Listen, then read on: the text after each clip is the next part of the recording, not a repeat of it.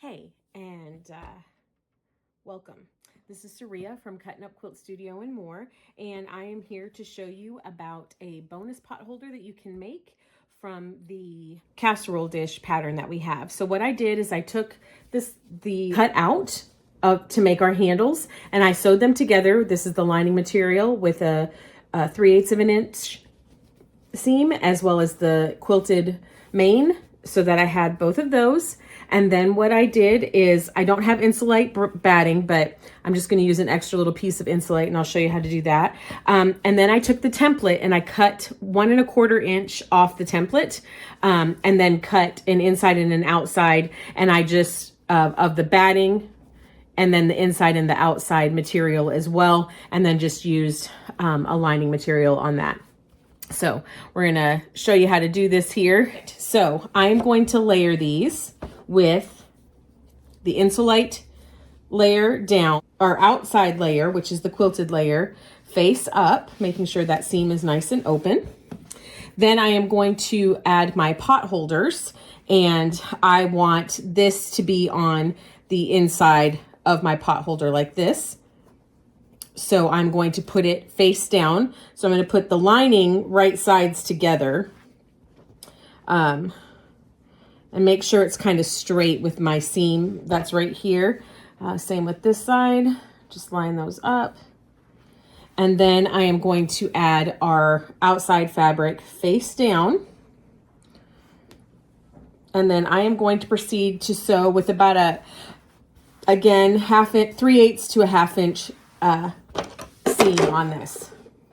Still with my walking foot, because I've got a lot of layers. I'm going to leave a 3-inch gap right here so that we can turn it inside out. Back tacking at the beginning and at the end to make sure.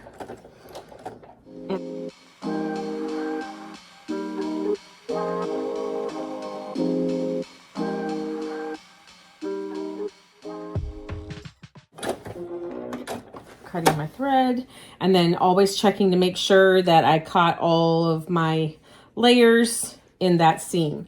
Now I am going to just trim up this seam a little bit. Do not get too close, because you don't want to accidentally cut the line you just stitched, but this is just going to reduce the bulk when we turn it inside out, and make sure that it's easy to use at that point.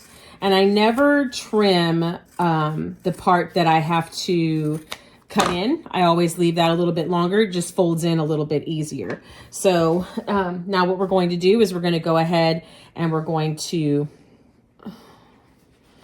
pull through. We're just going to push or give birth to our pot holder as we do this here.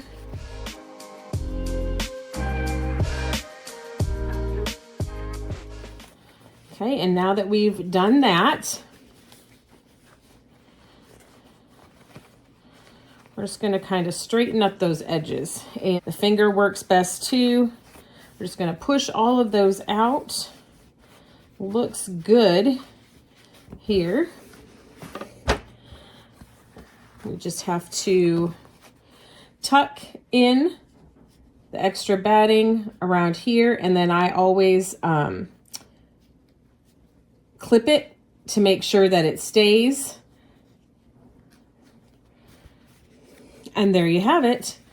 A nice little pot holder like this with scraps left over from your project. Thanks for watching.